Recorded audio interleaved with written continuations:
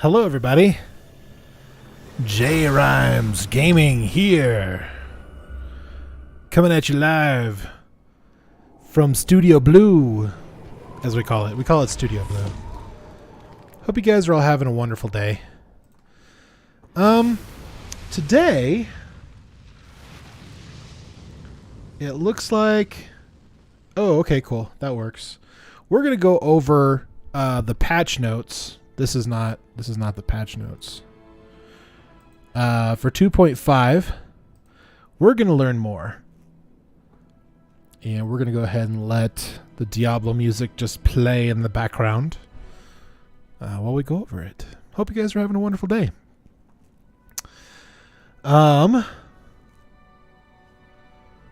So the public test realm is out. Patch 2.5 is now live so that you can try it out and play with it. I haven't decided if I'm going to play with it yet. I think right now I'm just going to kind of look at the patch notes and see what's new, see what's improved, and see what's lacking change. So, next period, live August 25th. Shows PTR debuting Terror Zones, an experimental feature and introducing a variety of bug fixes to address feedback the community has provided us. Okay, so just right off the bat, this is something that I'm really liking. I think since the unveil of Diablo Immortal, as well as the huge downturn of Diablo Immortal, and how it just was not received well by the fandom, it was not received well by Diablo fans. In fact, everybody was just kind of scratching their heads why Diablo 4 wasn't being announced that it was in in the works. Instead they unveiled this application for the smartphones and tablets, and then they tried to rush a PC port version of it, and it just didn't work. I played it for about 10-15 minutes, and I was like, this does not feel like a complete game. It feels clunky.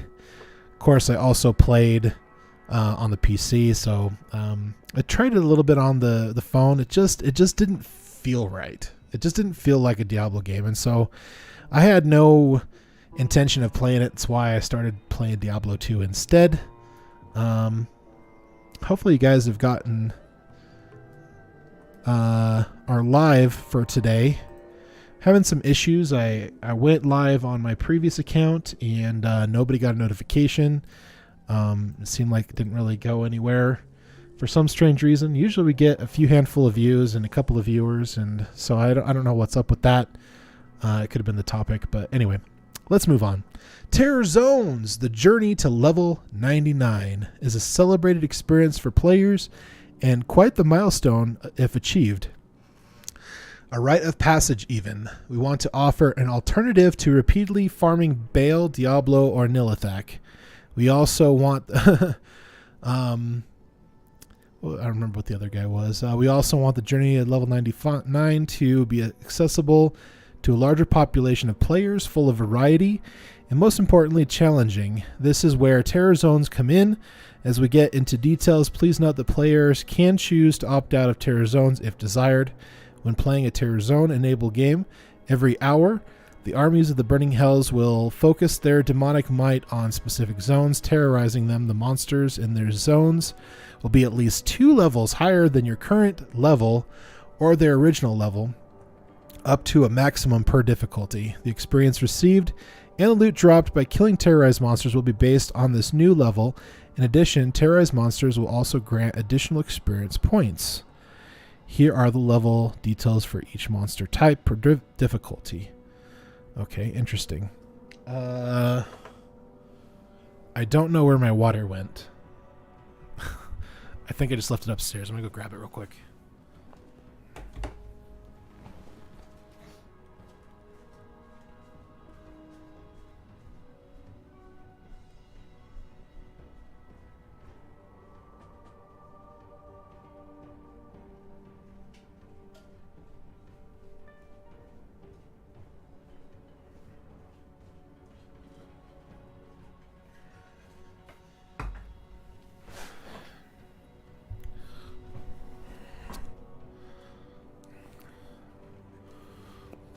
Okay.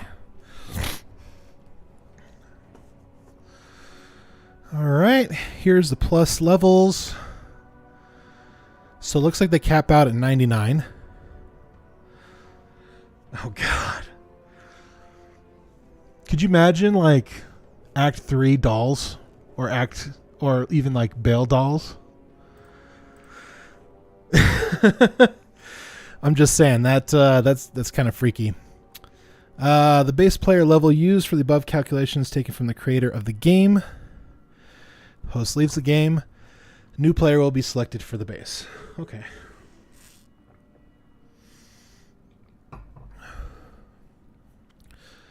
Upon entering a terror zone enabled game, you'll be informed of the current terrorized areas through a message sent to you via chat box.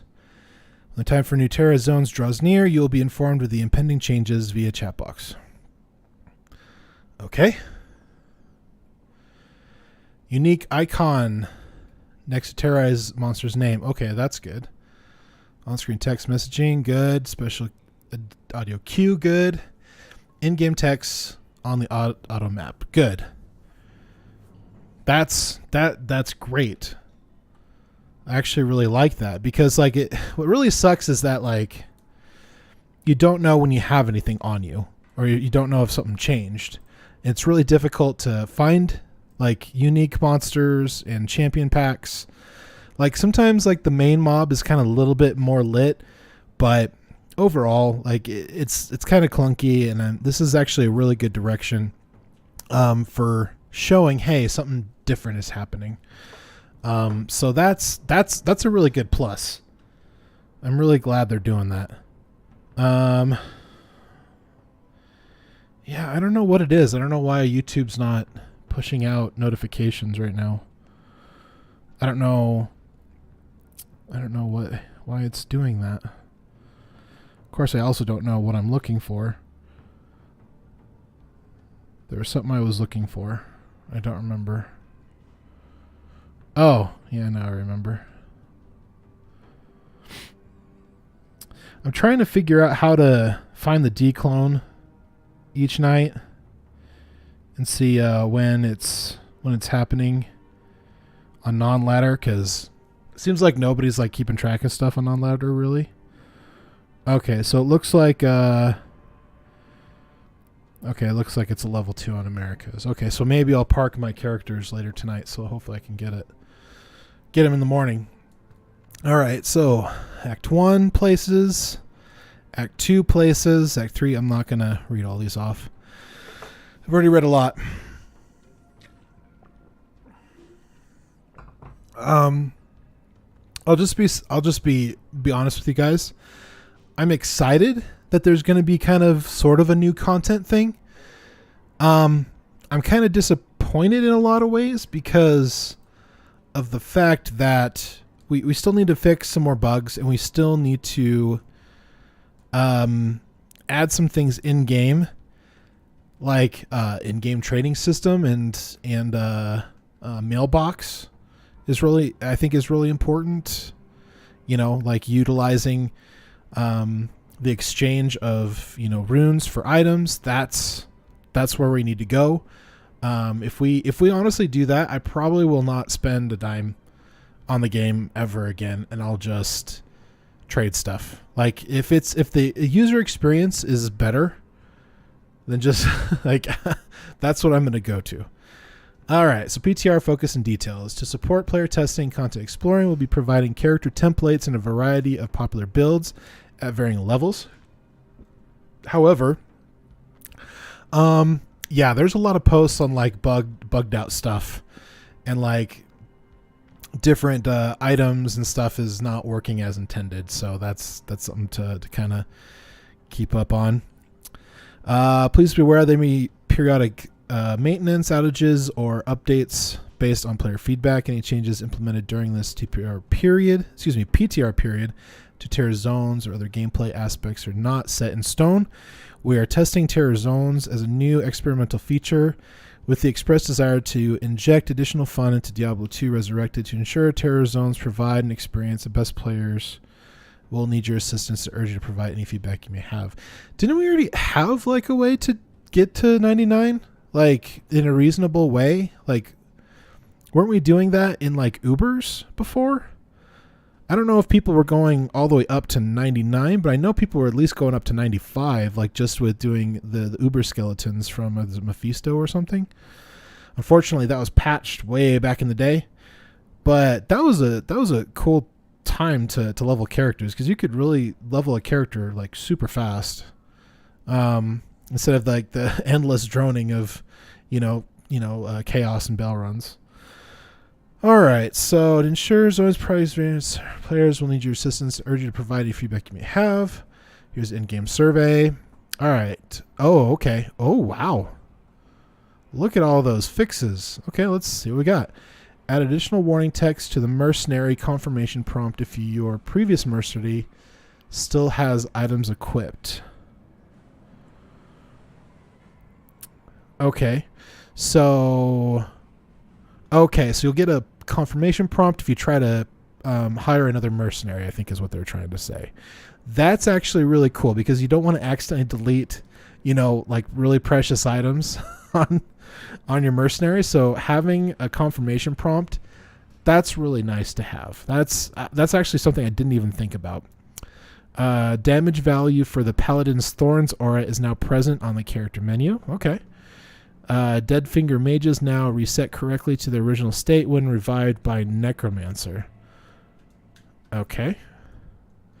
Fix an issue where casting delays would desync at very high ping.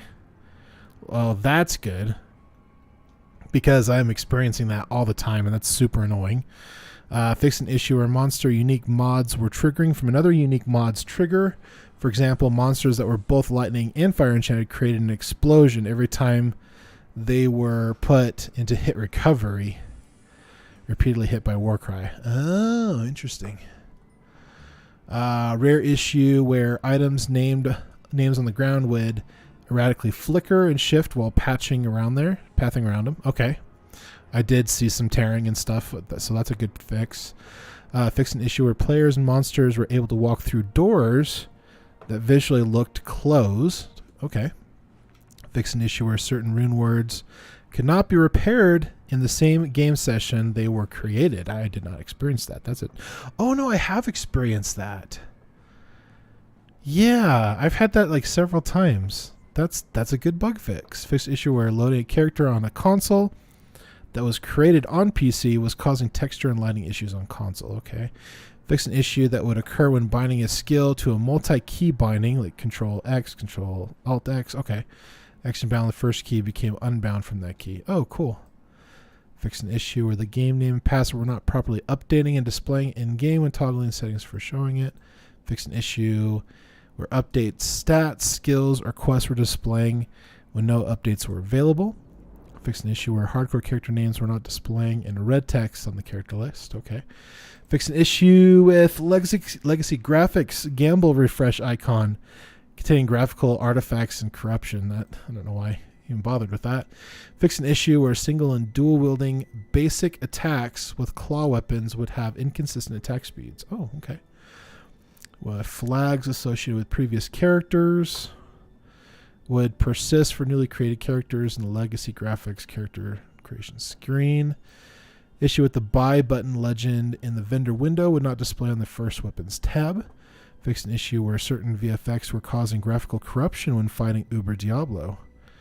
I haven't fought enough Uber Diablos to see that, but wow, these are some really good fixes. Fix an issue where Iron Golems would lose their aura granted by the island they were created with when the golem was frozen. Chosen game setting now persists in lobby. Game creation and filtering rather than being reset. Iron Golem. Fix an issue. Performing a weapon swap during a trade would sometimes freeze the game. Where visual effects granted by set bonuses would become toggle on and off. Fix an issue where environmental screen if effects were not playing. You guys fix the issue where your sound would go off if you were fighting a monster for too long? I wonder if they fixed that one or not. Iron Golems. Okay, great. Create a charge skill would not save between games. Players on console and control would sometimes get the red flash indicator of health loss while performing an inventory update. Ooh. Heraldic Cube would not be quick dropped if there were items in it when playing on console or with a controller. I'm not sure if it still does that. Like, I'm pretty sure if you shift clicked the cube, if it has items with it, that doesn't drop. I could be wrong. Let's find out. I want to know.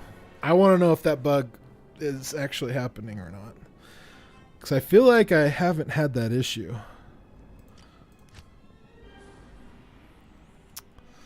I guess we can just do it this way.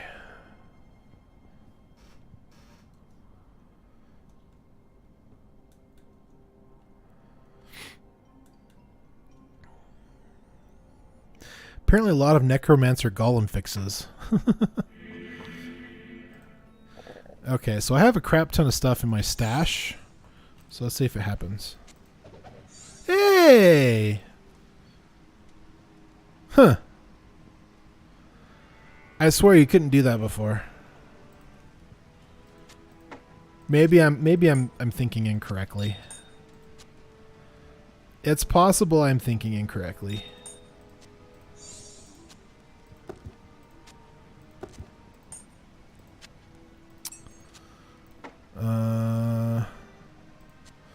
These are all my MF charms. Oops. Oh yeah, I got a new 7 MF charm. Yay! Means I can retire one of these.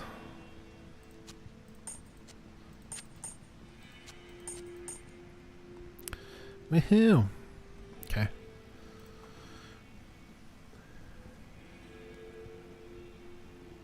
Oh, on console or with a controller. Oh, okay. I didn't read the last part of that. Similar items weren't grouping together, auto-populating with belt while using controller. Fix various issues, quick-moving belt. Controller. Sometimes couldn't quick equip an item has its requirement met by another equipped item. Oh, interesting. Restrictions which sometimes will show as requirements not met when equipped on a mercenary. The sync with mana values and the consumption regeneration of mana happens in a short frame window. Quick cast would sometimes restore the previous skill to the wrong mouse button. Oh, that's definitely an issue that they need to fix for sure. Here's another issue when it comes to like casting and stuff they need to fix. Let me give you like a little example. So if I'm shift holding and I'm casting, so if I hit teleport while I'm still holding shift left click, it stops. So holding, right, hit teleport, stops. What? Stops. So that's a bug they need to fix. Like I should be able to shift hold like my attack, and as soon as I teleport, it should start again. In my opinion. I mean, I could be wrong about that, but that's a bug fix that needs to be fixed when it comes to teleporting. There's a lot of stuff that needs to be fixed when it comes to teleporting. Like, why should I have to hold like shift and alt in order to teleport? So if you hover over like a door or like a casket or a tomb or a stash, not a stash, sorry. The little boxes. My brain's not connecting. Hold on. Please hold. A treasure chest. So if you hover over a treasure chest or even like a waypoint while you're teleporting, you'll just stop.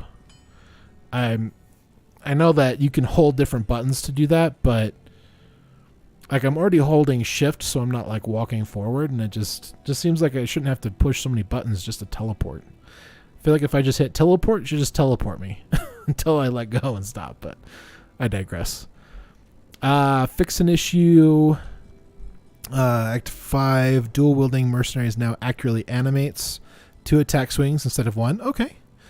Issue where there are no corresponding suicide minion versions of the 3 guest minion variants. The guest minions are no longer transformed into a skeleton, continuously stack explosion damage when whipped by Nalathak or an overseer. Oh, okay. Fist of Heavens would unintentionally be used when it was bound on controller or assigned left click. Okay. M plus KB. Fixed issue. Pets summoned by chance to cast skills on items would disappear after performing an inventory update. Oh, that makes sense. Raven summoned by charged skill would disappear after a few seconds. Difficulty penalties for life drain now apply in Blood Golem's attacks. Fixed an issue where Blood Golem not correctly stealing life from a PvP opponent. Okay, cool. Localization. Updated gender pronouns strings that refer to the player from his, her to a neutral counterpart there.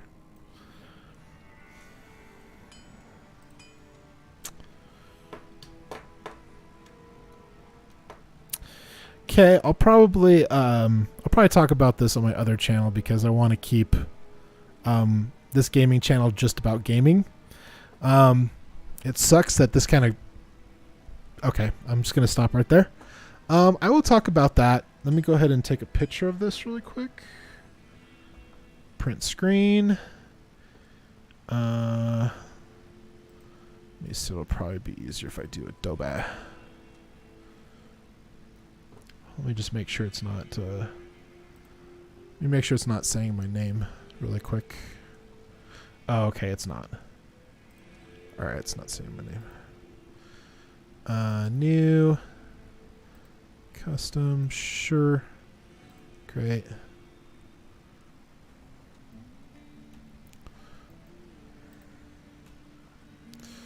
I thought I'd just print the screen. Let's try it again. Print screen.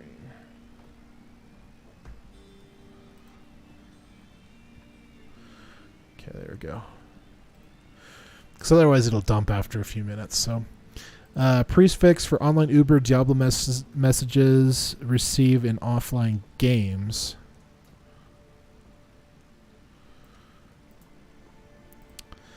Okay, how about we would actually get an Uber update every time it changes from one level to the next? How about a progress bar that you can toggle on and off? How about doing this all in game so people don't have to try to figure it out or use third-party programs to try to figure out when the hell Diablo is supposed to walk? Added localization transitions for automap tooltip. Issue minimum golden game text for polish Russian bounds in the UI. Encrypted skill names that were exceeding their bounds in the UI of the Russian. Okay, so language stuff. Some waypoints. Screens were playing. Okay, controller stuff. Changes data formatting. Okay, for Japan. Typo. Okay, cool. PC specific fixes. Okay, here we go. Was the first one controller? No, these are just game quality of life. Okay. All right, we're almost there, guys. I promise. We're almost done. So added functionality to revoke and undo friend rejection so it's no longer a permanent rejection. Oh, that's cool. I like that. I also would like to be able to send messages to people that I don't have as a friend. Like, I feel like it'd be a nice way to be able to send somebody a message and say, hey, your friend list is full or whatever, and make it simple and easy to do. I think maybe you could probably do it like a / whisper, you know, in game or whatever. But to be able to do it through the application, I think would be super helpful. Unless I haven't figured that out yet. I'm sure you guys will let me know. Friend list command being truncated after 256 characters. Remove the ability to bind the print screen key. Okay. Fix an issue if the players open chat after dying with legacy graphics active. All control stop functioning. Wow, that's a big bug. Issue of a linked item and chat exceeds one line. The item was unable to be selected and shown. Well, that's good. I love the ability to like shift click and like share items in game. I think that's really cool. You can share that in chat. Player entered the lobby, then entered a game. The difficulty selection would be blank upon returning to the lobby. Okay. Scroll bar buttons from the auto suggest menu for chat commands. Where a skill was bound and the key was removed from the key binding, inbound skill would still display without binding. Okay. Skill improves scrolling on the latter season.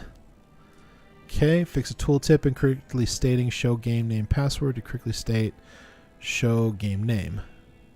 Okay, that makes sense. Latency indicator visual in the lobby was off center. Okay. I just love that they have a latency indicator at all. I think that's really cool. Issue where the player activates controller mode in the lobby, the latency indicator visuals would disappear. Skills can now always be set to left or right slots, regardless if you meet the requirements to use them.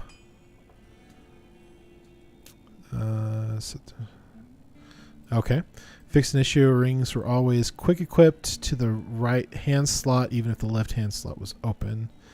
M plus KB now equipped and quick unequipped items to and from their character in Mercenary. Find an issue where dragging an item into Mercenary's portrait was not swapping their currently equipped item. Text to speech now uses voice installed on Windows, corresponds to voice language select. Oh, cool. Text to speech. I mean, it's not. I mean, it's not even great on a like an actual phone. So, I mean, to see it in the game is kind of cool. Find a crash on PC occurred when resizing client window of the lobby. Improve game join and game create backend request for smoother player experience. Okay, so what does this mean? Improve game join and game created backend request for smoother game experience. I'm losing my voice. I hope that means that you won't have as long as loading screens. Like, apparently the first iteration of the game, like, the loading screens were literally almost non-existent, and they were very, very quick. I literally take anywhere between, I don't know, 6 to 8 Mississippi. I feel like it's way too long. How to participate, blah, blah, blah. Cool. Okay. All right, so what does this mean? That means we kind of get a pseudo update, which gives us a little bit more content. If this is what it's sounding like this is a way for you to level a lot easier to get access to level 99 rather than having the big quash of experience, you know, where you lose the ability to get experience from monsters and stuff at, like, was it 95, 96 or something? Then you have to kill Bale and or Diablo or Nillifact to get any experience all the way up to 99, which is ridiculous. Unless you have, like, several groups of players that are willing to help you and basically rush all the minions and then just give you the games over and over again for you to get the experience from the bosses, which that's just silly. I really do miss the days where you could Uber level. And I don't remember if you could get to 99, but I really enjoyed that. So, I mean, and if this is also saying what's correct, if all these bosses are this high a level, that means they're also going to drop better items. So that means you might have better drop rates when it comes to unique items and better rolls on unique items, as well as better rolls on rare items. Most likely it'll probably give you better chances to get runes, I'm assuming. At least I hope that's the case, because that's something that's really important that people don't talk about, is the damn drop rates in this game. Like, literally, I've been playing now for 2 months now, almost, I think 2 months, something like that. Hold on, when was my first, hold on, let me see when my first stream was.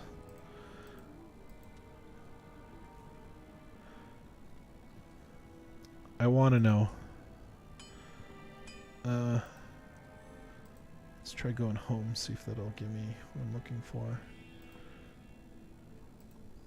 YouTube Studio. Let me see when my first stream was. Content, live, June. So it's literally been almost 3 months, and I still have not found, like, a natural burr rune or a natural jaw rune.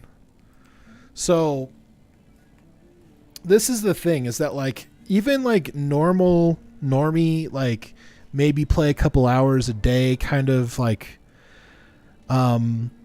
filthy casuals such as myself, we should also be able to naturally find stuff and be able to make the best items in the game in a reasonable amount of time, or at least be able to get really great items to trade for those runes so that we can make those items. Like I feel like you should be able to make a pretty legit end game character like within a month. Like if you're playing every day for like 2 to 4 hours, you should be able to like get your Enigma, your Shaco, your Maras, your rings, your War Travs, your Train Gloves or Mage Fists are always, easy to find. The runes you need to make for CTA, for Hoto. Like, I really feel like you should be able to get a character together fairly quickly. And what sucks is that the way items come out and how quickly they go down in value, like it was really ridiculous. I was watching this video. Now, granted, I have to take it at face value because I don't know if what the person is saying was true at the time. But apparently this person was able to fully deck out a light sorceress in like 24 hours. Now, not like Infinity and stuff like that, but at least get the base character parts. Like they were able to make like Chains of Honor. They were able to get like a perfect spirit and everything like that. And all they were selling was like they were like getting drops of like some mid runes, but they were trading those as well as like monarchs and stuff for like high runes. And I'm like, how are people getting high runes like first couple of days on the release? Like this is ridiculous. I don't know. Maybe it was wrong and maybe I was misunderstanding it, but I really think if this is going to work as I think it is, I mean, hopefully it'll give you not only a better leveling experience, but hopefully a better magic finding experience doing these different terror levels with everything being level 99. I would think that you would get better rolls and better drops. And so I think that would also allow people to get richer faster. Because I definitely believe even the most casual person, like they should be able to make their first Enigma within the first 30 days. Like I feel like going through the whole season without not getting one Burr rune, not one Jaw rune, and not getting anything dropped enough to get those runes is really ridiculous. But anyways, those are my thoughts. I'd love to hear yours. So don't forget to throw down a comment down below. I really do appreciate you guys, and thank you so much for watching this video with REIMS Gaming. And from my family to yours, good night.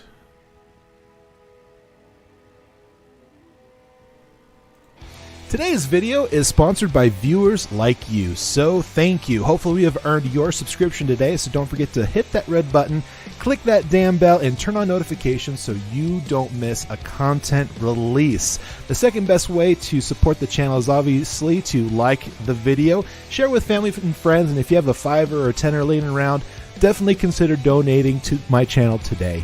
Thank you so much. I really do appreciate it, and from my family